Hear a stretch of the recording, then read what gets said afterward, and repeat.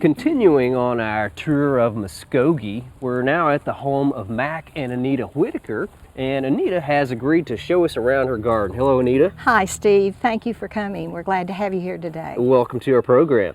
Well, Anita, I can't help notice how wonderful this home looks here, and you guys have lived here for a number of years? Yes, we have lived here 35 years with our children, and the home was built in 1921. By the Lyon family, and we are the second owners of this home, and we have loved it. We think it was just made for us. All right. It has a little bit of historic significance? Yes, it was chosen for the Historic Homes of Oklahoma book that was published several years ago. Okay. And how many children have you guys raised here? We have raised 6 children. Okay. Wow. All right. Well, Anita, I love what you've got here on the side of your front garden, and you were telling me that this area used to be a little more shaded? Yes, the whole yard was shaded when we moved here with giant elm trees and fescue grass, and azaleas were the only flowers that were in this yard, which we loved. We didn't know azaleas, and we were excited to have them in our family. And but I've always wanted a sun garden also for these types of flowers and plants. So. All right. Well, I love the little mosaic here of the Japanese boxwood, and you got some Japanese holly I see there in the center, and there are bulbs in here as well. Yes, there are. Okay. Nice springtime display. I love the sound of the fountain, and the little bench there in the corner is very picturesque, I think. Thank you. Nice little sitting area, and I see you have a burgundy pineapple lily, and that's overwintered for you? Yes, it did, and I was so excited to see it come back this spring because I didn't know very much about it, and I think it's beautiful and different. Okay, great, interesting plant from South Africa. Well, I love the mix of plants you have here, the Caladiums and lamb's ears, and you got some roses and beautiful tiger lilies back here. And I see the cycad you have here, and in a large pot, and that gets overwintered inside somewhere? Yes, it does. We brought that back from a trip to the beach down in Alabama several years ago, maybe, about 15 years ago. And it gets wintered in the greenhouse. Okay, and you can't even really see the greenhouse because you've got it cleverly disguised here with this akebia. And I think that's a really neat idea. But you overwinter some a few plants in there, the cycads, and then you start your caladiums, get them going early in there? Yes, I do, and a lot of the tropicals that we have in the yard just stuck here and there, we pull all those in there for the winter. Okay. Great to have a greenhouse for those kind of things. It is, well, really. I love the hostas here, and they're doing okay, even though they're given more sun than what they're used to. They're still get some afternoon shade, and you keep moisture on them. So they look really healthy. Well, thank you. Okay. Well, let's take a look at the backyard here, and the first thing I notice is a lot of greenery and different spots or splashes of white color in the garden. White is really my favorite for flowers, and white and blue, and so I started several years ago eliminating the pink azaleas and going to white, and love the caladiums because they're always right there and bright, and in the evening it's so bright back here with the white splashes. So this is going to turn into a white garden eventually. All right, that white really helps light up the it really does. The shade back here.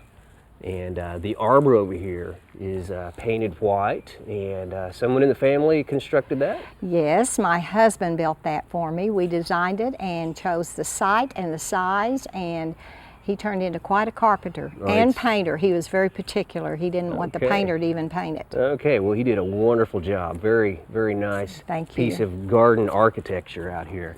Well, this certainly is a cool area, and lots of interesting places to sit and to view the garden. But I want to take a look at this area on the north side of your home. All right. Well, Anita, as we head over to this garden on the north side of your home, we're crossing the driveway here, but you guys don't use this as a drive anymore, is that correct? No, we don't. We now use it as a patio because it's in between both of the gardens and leading to the pool. And we put a parking lot out in front. When all of our children started driving, we needed more space anyway. Okay. So we park on the parking All lot. right. And it makes a perfect patio. Perfect patio. Okay. Well, being here in Muskogee, we would expect to see a few azaleas. Yes. And you've got the white ones over in the shaded part of the garden, but here you've got some different colored azaleas? Yes, I've got pink, and then there's a couple of red in the corner over there. And these pink ones were here when we moved to this house in 35 years ago, 1970. And they're still just as beautiful every year. People come and have their pictures made in front of them. Okay, we'll just have to use our imagination to picture those blooms, what they Yes. look like in the spring. Well, Anita, this is a lovely pool area back here, and you've got some really nice trees here shading part Yes. of the pool area, and I really like this huge red oak over in the corner. And I see you've got some of those caladiums you were talking about back here in the planter. And could you explain to me how you go about growing your caladiums? I would be happy to. I became very fond of caladiums because they do so well in the dense shade, and we have a lot of it in this yard. And I buy the caladium bulbs and pot them into pots, Okay. start them in the greenhouse, and then bring them out into the yard. I don't ever plant them in the soil because then I can dump them out in the fall and dry them and overwinter them in peat moss in boxes in the basement. Okay, so you keep them every year. Keep them every year, Okay. and add a few new ones every year because you do lose a few. Okay. And then I just start watering the peat moss in the boxes in the greenhouse, and they come out and I repot them. All right, sounds like a great way to get more bang out of your buck Yes. for caladiums. Just keep those tubers year after year. Yes, and it you've is. had some of those for several years, I understand. I have. Okay. Well, on the lighter side, the brighter side of the pool, I see you have a really nice Yopon holly that's been trimmed in an interesting pattern. And that fern at the base there, did you plant that?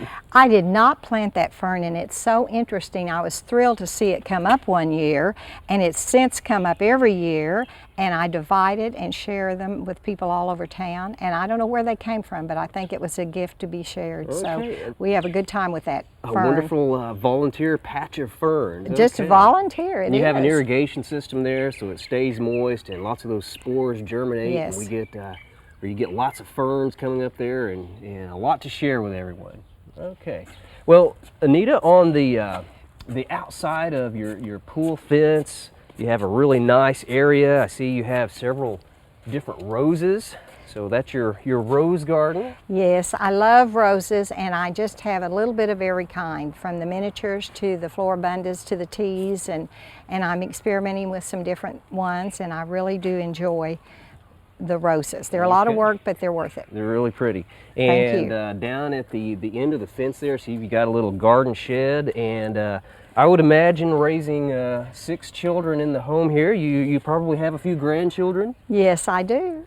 We do. We have 17 grandchildren. They all live in Muskogee, so they are here swimming every day, some of them all summer long. And those are their, that was a gift from their parents for Christmas one year, was the stepping Little stones. stepping stones, each one represented. That's wonderful. Well, Anita, this is a great place here. It's sort of a little retreat area, this gazebo in the shade here by the pool. You can sit here and watch your grandchildren swim, and I'm sure this is just a great area to sit out with your coffee. Oh, in it the morning. is. It's wonderful, and it's really fun to be out here in the rain. I love to be up here when it's raining.